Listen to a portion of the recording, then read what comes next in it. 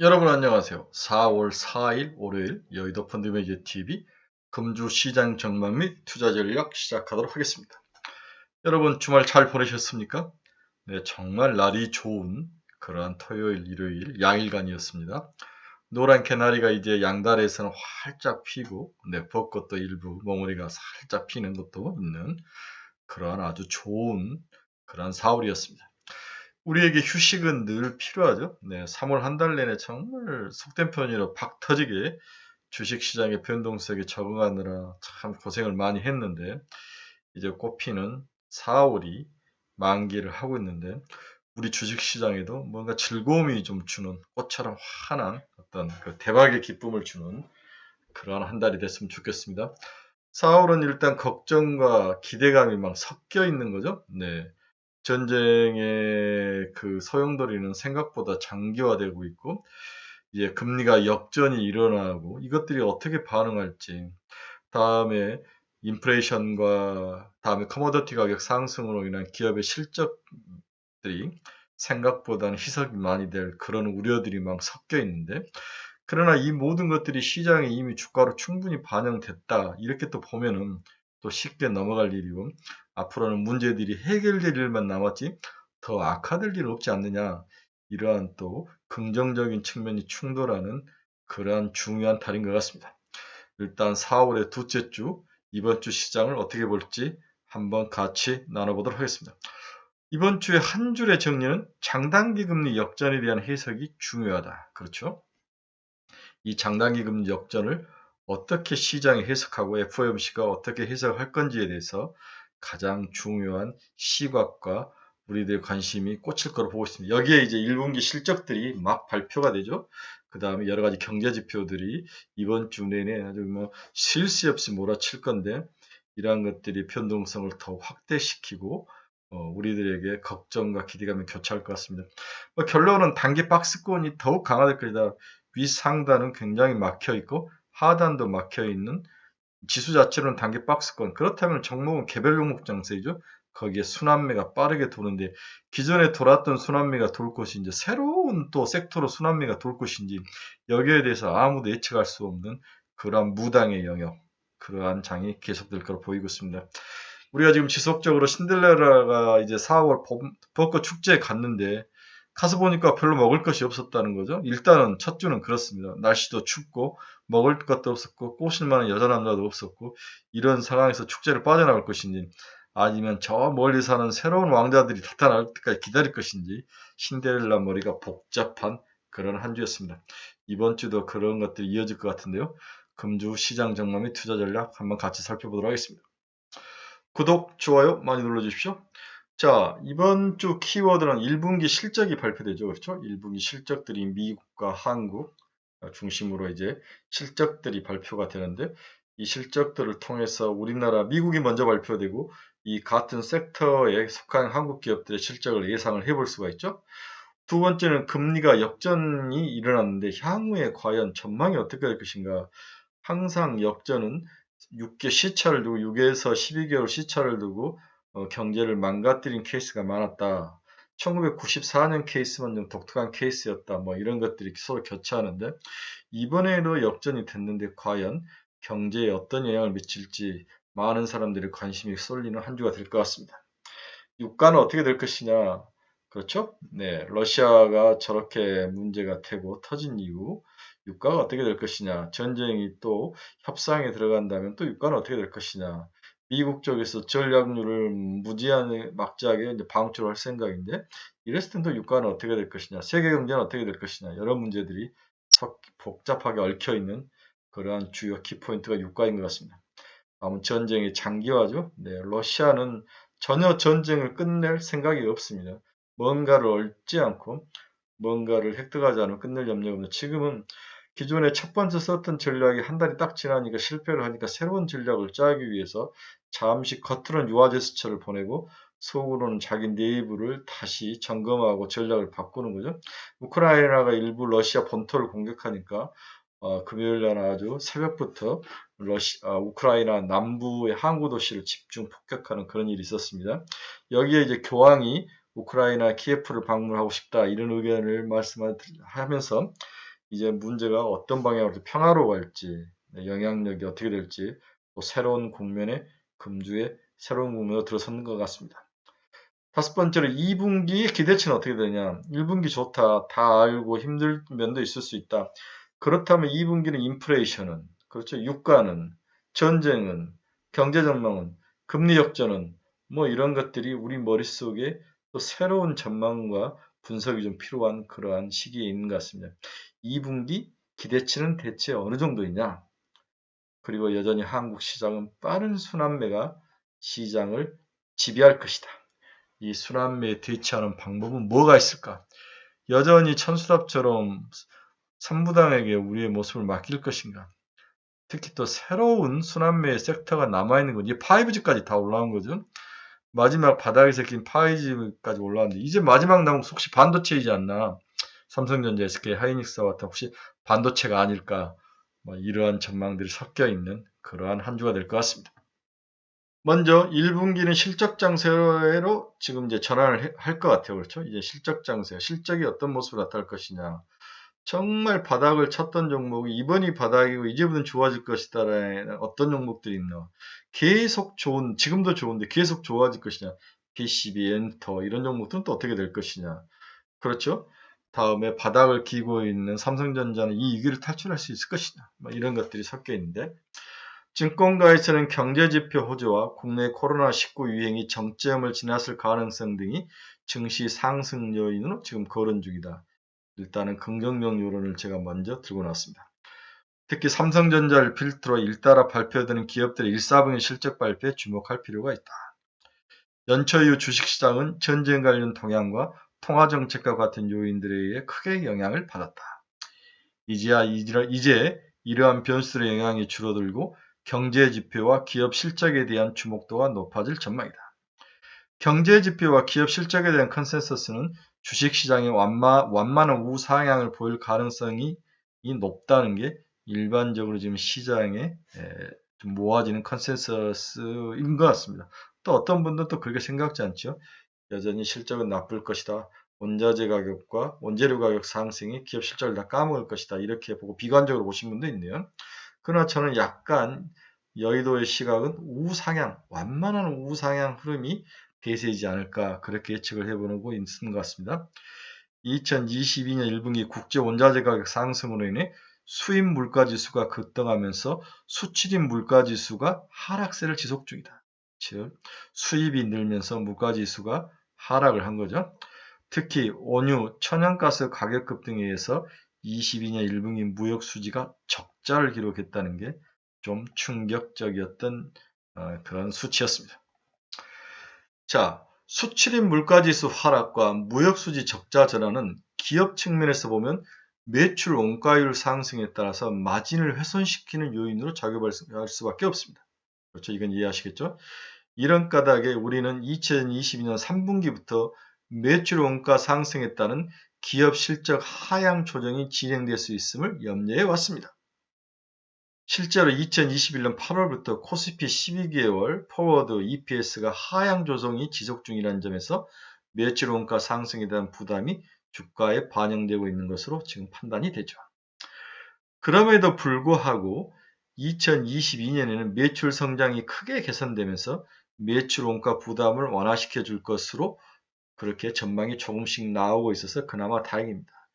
매출 원가 상승에도 판관 비율이 하락할 것으로 예상을 하고 있는 거죠. 한국의 3월 수출 금액은 약 미국 달러로 635억 불로 사상 최고치를 기록했습니다. 네, 635억 달러로 사상 최고치를 기록했죠. 이를 월 평균 원달러 환율 1220.93원으로 적용하면 원화 기준 수출 금액은 77.5조 원으로 크게 증가한 수출을 나타내고 있습니다. 2022년 1분기 월 평균 수출 금액은 69.5조를 기록하면서 작년 4분기 69.7조에 비해서 소폭 미달한 것으로 판단이 됩니다. 역시 살짝 QOQ로는 좀 줄었네요. 그래서 살짝 줄고 YOY로는 성장하는 그런 모습. 그러나 이런 수출 금액이 수출 관련된 기업들은 살짝 파 정도 전분기에 대비해서 그렇지만 내수 기업들은 가격 인상을 가격에 원재료 가격 상승이라는 것들 가격 인상에 좀 반영을 했다고 가정할 경우 2021년 1분기 코스피 제조업 매출액은 2021년 작년 4분기 수준을 소폭 상회할 가능성이 높아 보인다. 이 이야기를 하고 있습니다. 수출은 전분기 대비해서 똔똔 정도 친다. 그러나 내수 쪽에서 내수 관련된 기업들이 원가 인상을 가격에 전가하면서 매출액이 늘어나면서 전체적으로 한국 기업들의 매출 증가율은 상승 트렌드를 보일 것이다. 이렇게 예상을 해야 될 것 같습니다. 우리는 2022년 분기별 매출액이 2021년 4분기 수준을 유지하더라도 코스피 제조업 매출 성장률이 연 YY로 11% 정도 상승할 것으로 예상을 했었죠. 이렇게 하면서 2022년 실제 매출 성장률은 이보다는 11%보다는 높을 것으로 예상을 하는 긍정적인 전망을 제가 여러 번 말씀을 드렸습니다. 최근 애널리스트가 커버하는 제조업 매출 성장률은 YY로 약 12% 상향 조정 중에 있습니다. 우리는 약 11% 정도 상승할 거로 봤는데 전문 애널리스트는 실제적으로 11%보다 높은 12% 정도로 매출액이 우리나라 기업들의 1분기 매출액이 상승한 것으로 나타나고 있습니다. 원화 기준 수출액과 코스피와의 상관관계를 살펴보면 정의 상관관계가 나타납니다. 저의 상관관계가 아니라 정의 상관관계. 즉 원화 기준으로 수출액이 증가하면 코스피도 상승하는 그런 모습이 자주 나타났다는 거죠. 장기적으로 매출 성장률이 코스피의 상승으로 귀결되는 게 일반적인 그동안 모습이었습니다. 자, 그럼 3월 다시 수출 기준 금액으로 돌아오면 원화 기준으로 77.5조를 회기선에 대입할 경우 회기 분석을 해본 거죠. 코스피는 31.3162% 수준까지 상승할 수 있다는 것을 의미하는 결과가 났습니다. 급격한 마진 훼손이 진행되지 않는다면 향후 주가 상승 요인으로 작용할 가능성이 높다는 거죠. 따라서 원화 기준으로 수출액이 증가하면은 거기에 맞게 우리나라 코스피의 지수 상승률도 3162포인트까지 올라갈 수 있는 그러한 회귀 분석이 나왔다는 거죠.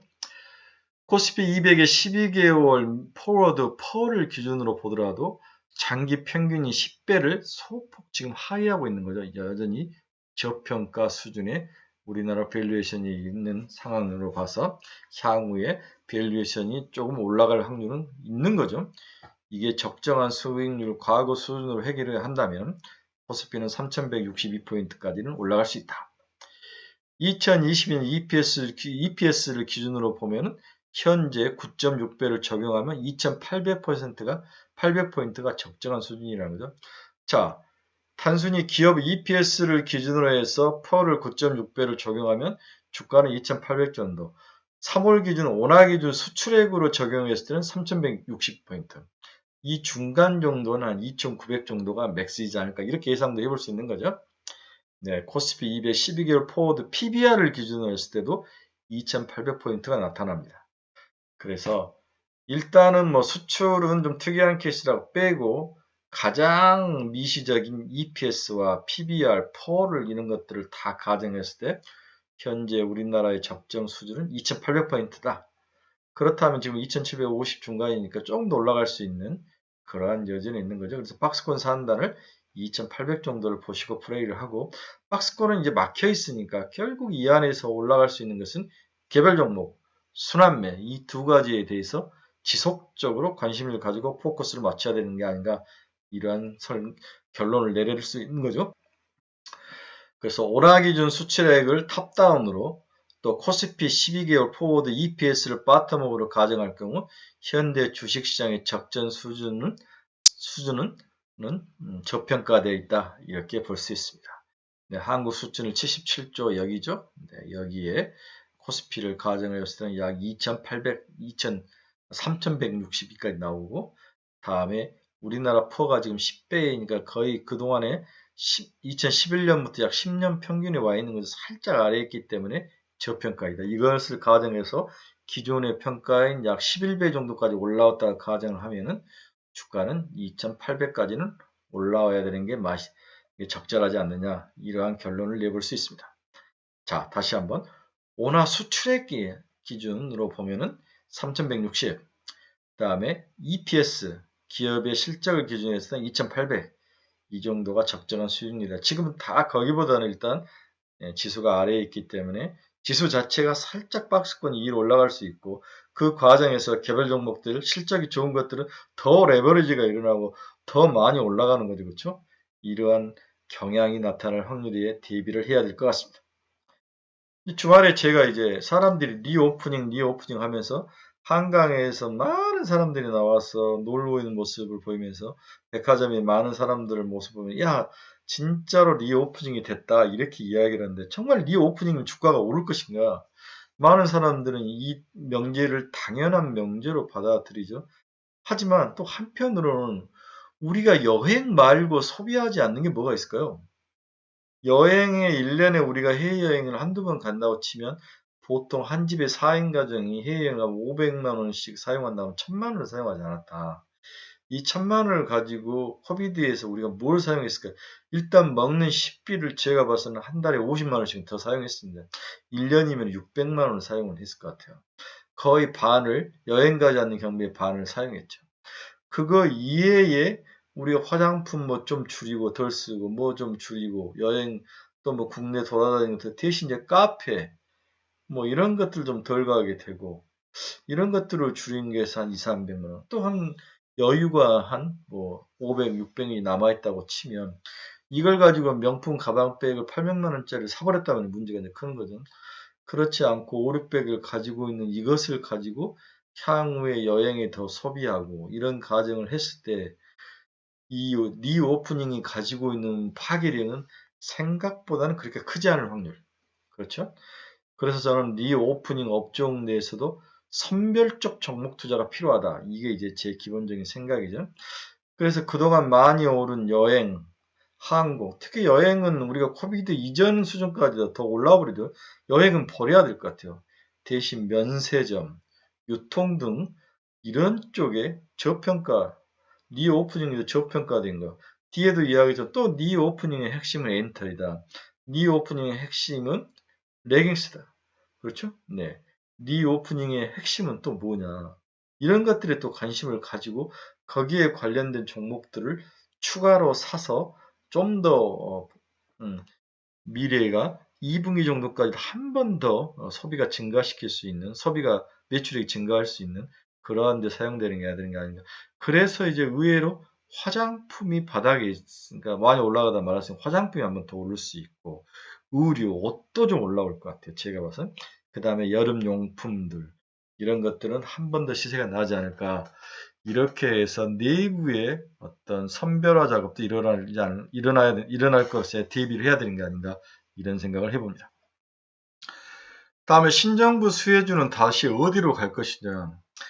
저는 처음에 이제 안철수 위원장이 국무총리를 할 수 있다고 생각을 했는데 이제 본인은 쑥 빠진 거죠. 뭐 여러 이유가 있겠지만 자신이 가지고 있는 주식에 대해서 백지 신탁을 해야 된다. 여러 가지 이유도 있겠지만 제가 봐서는 자기가 아직 등판할 때가 아니더라고 생각할 것 같은데 안철수 위원장이 빠진다면 ICT 정부를 만드는 데 좀 시간이 걸릴 것 같고 리더가 없을 확률. 다음에 한덕수 새로운 국무총리 지명자가 통상정문가라는 사실. 이런 것들이 섞여 있는다면 현 정부는 미국 오리엔트되어 있는 무역에 미국과 무역을 많이 하는 쪽에 수혜가 있지 않을까. 그러면 뭡니까? 철강, 자동차, 반도체. 이 세 개지 않을까요? 철강, 자동차, 반도체. 이 자동차는 2차 전지 같은 게 포함될 것 같아요. 그렇죠? 이러한 것들이 큰 영향을 미치지 않을까. 또한 이제 한덕수 총리 지명자가 원전에 대해서는 지속적으로 해야 된다라고 강하게 또 한번 이야기를 했죠.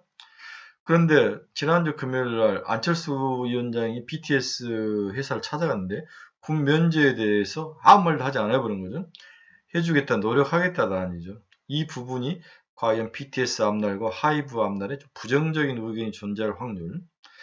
다음에 현 정부가 컨텐츠 산업을 육성하겠다라고 윤석열 대통령 당선자가 이제 자기 공약집에 이야기를 했는데 이 부분은 맞을 것 같아요. 또한 10편의 한국 드라마가 OTT 방영 가능성에 좀 위해서 준비 가이드라는 통과 여부를 보고 있는데 중국 정부가 한국 정부의 모습을 보고 이거 허락해주지 말지 결정할 것 같아. 신정부가 어떤 모습으로 나올지. 그래서 5월까지는 시간이 좀 걸릴 것 같고 이러한 것들이 지금 섞여져 있는데 일단은 엔터는 컨텐츠 산업 관련 육성은 크기 때문에 먼저 컨텐츠 산업 중에서 가장 걸리지 않는 것은 노래죠. 노래. 그 다음에 영화, 드라마 이런 쪽은 다 한 번 더 상승해서 올라올 것 같고 여기에 BTS는 살짝 군면제가 불발이 된다면 삑사리 날 것 같은데 과연 해줄 거냐? 저는 해줘야 된다고 생각하는 사람 중에 한 사람인데 쟤들은 군대 가는 것도 돈 버는 게 더 국가를 위해서 좋은 거죠. 꼭 총만 들어야 동물을 하는 건 아니지 않습니까? 그렇죠? 좀 시각을 넓혀야 될 것 같아요. 그런 문제. 다음에 탄소 중립에 대해서 원자력은 해야 된다 이렇게 이야기를 해버린 거죠.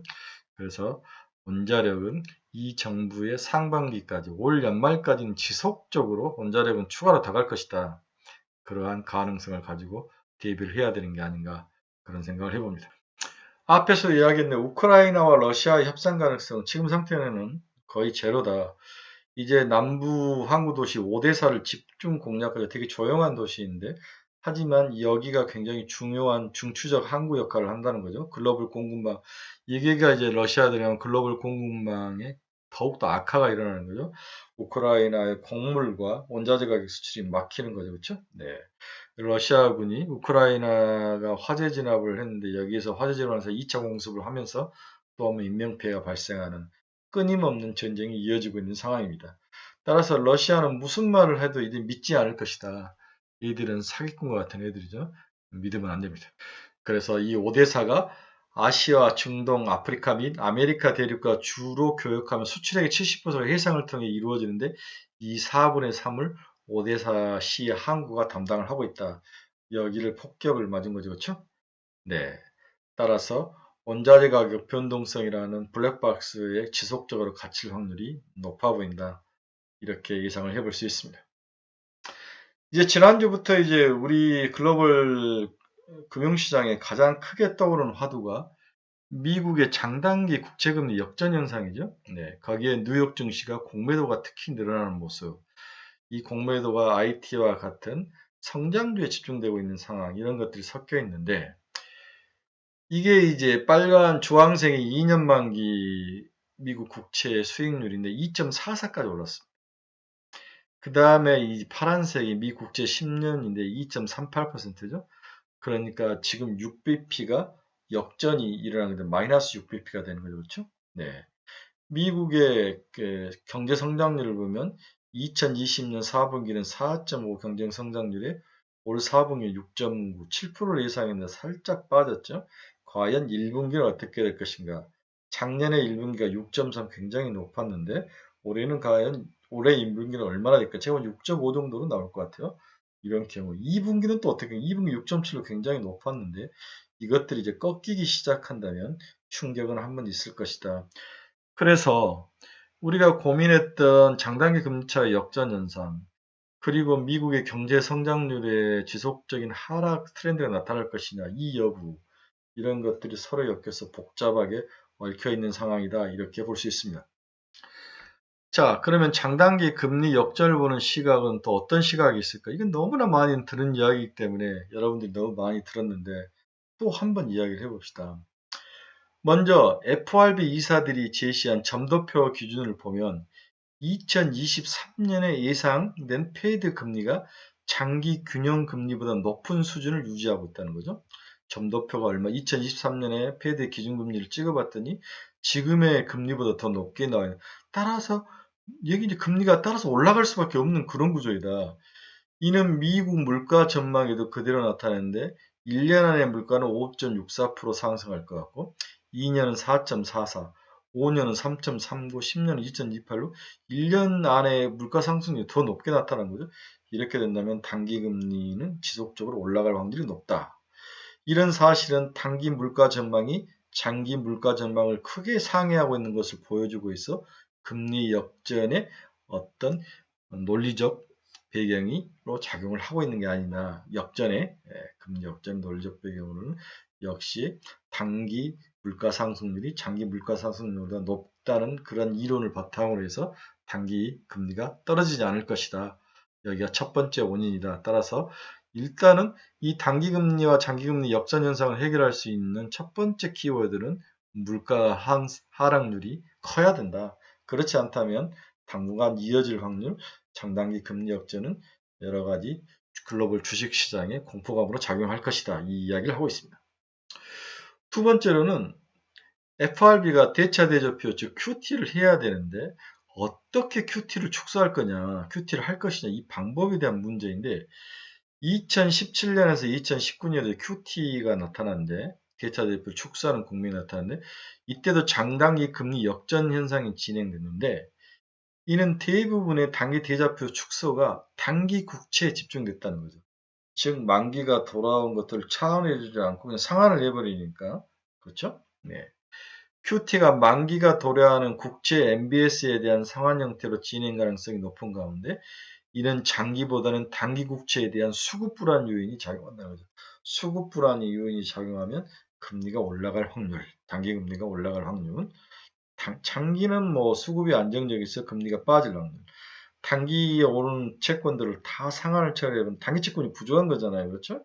이런 케이스에 대해서 어떻게 불안정이 반응된다면 그럼 단기는 올라가고 장기는 빠지는 역전 현상이 지금 시장에 좀 반영된 게 아니냐 이렇게 보는 원인을 찾는 그런 분석 시각도 있다. 이 이야기를 두 번째로 하고 있습니다. 2017년에서 2019년 사이 QT 시기에 2년 국채 수익률이 급등하면서 일시적으로 장단기 금리 역전 현상이 나타났다는 거죠.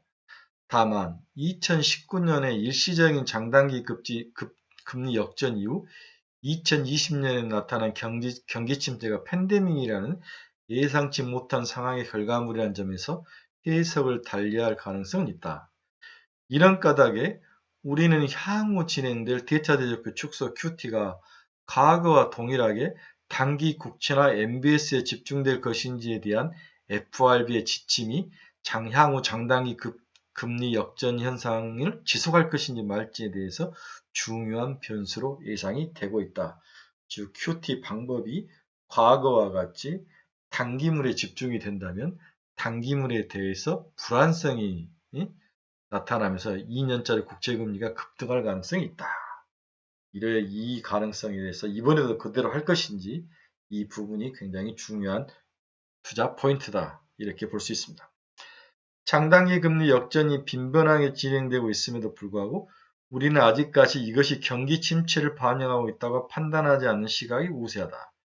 왜냐하면 경기 침체를 반영한다면 장단기 국채 수익률이 일제히 하락해야 비로소 경기 침체가 현실화될 수 있기 때문이다.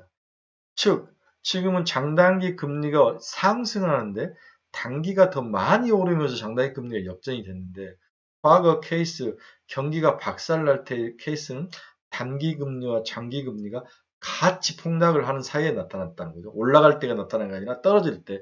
그래서 장기 금리가 단기 금리보다 더 많이 떨어지면서 이제 경기 침체가 일어났는데 지금은 그 케이스는 아니다는 거죠.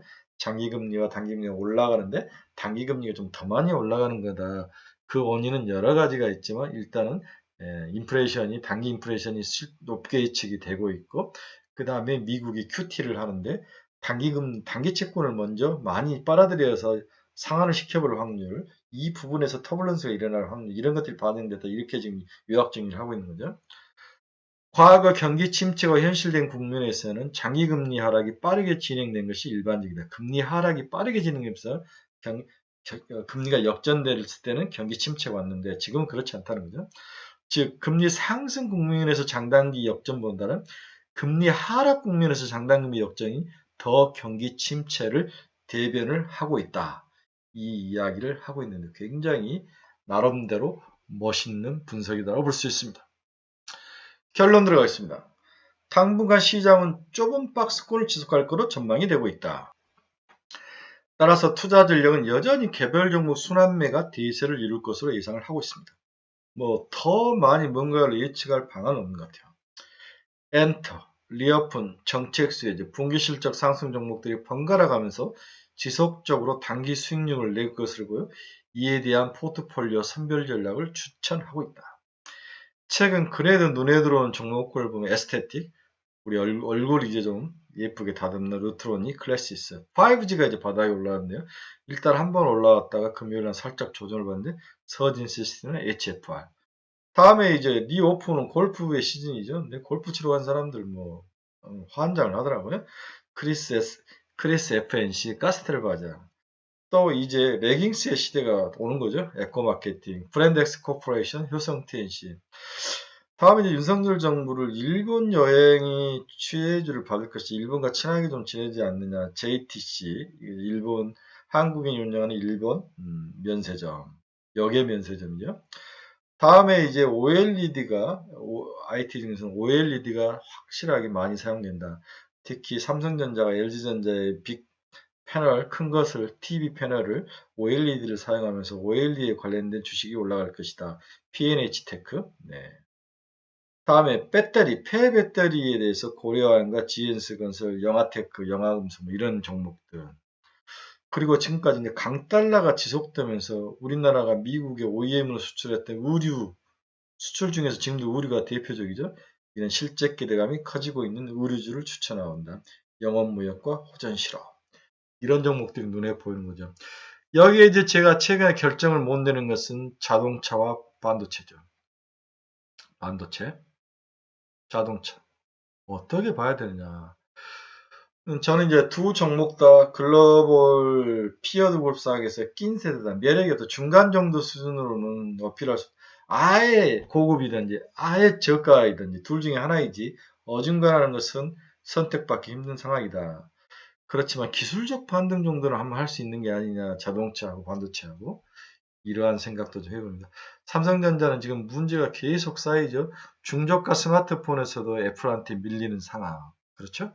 네. 거기에 이제 아주 충격적인 비메모리의 오더가 거의 없는 상황.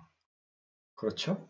그 다음에 로봇이라든지 뭔가 미래 먹거리 말만 번지르하게 하지 실질적으로 M&A 하나 안 되는 상황. 자동차도 마찬가지죠. 전기차도 아니고 내연기관과 전기차에 적절하게 발을 걸치고 있는 상황. 자율주행으로는 테슬라를 못 따라가면서 비테슬라 진영의 지속적인 실력 격차. 그 중에서도 현대차가 과연 자율주행을 할 수 있을 것이냐, 전기차를 할 수 있을 것이냐, 이런 상황. 우리나라에서 내부에서는 굉장히 좋다고 그러는데 해외에서는 현대차 정도의 전기차 수준은 거의 다 일반적이다. 자율주행도 일반적이다. 차라리 UAM을 하든지 이런 상황. 그렇지만 주식이라는 것은 늘 불안의 벽을 타고 오르기 때문에 이제 어느 정도 올라갈 확률은 있어 보이는데 확신은 없다. 이 부분은 여러분들이 선택하시라. 이렇게 결론을 내볼 수 있습니다. 네, 새로운 한 주가 시작될 것 같습니다. 여러분 4월의 아름다운 계절의 여왕인 것처럼 우리 주식시장도 아주 좋은 열매들이 대박이 나는 그러한 한 주가 되길 바랍니다. 제가 매일 새벽마다 목이 외치도록 시장 변화와 투자 종목을 잘 여러분들을 리딩해 드리겠습니다. 여러분 감사합니다. 즐거운 한 주 되십시오.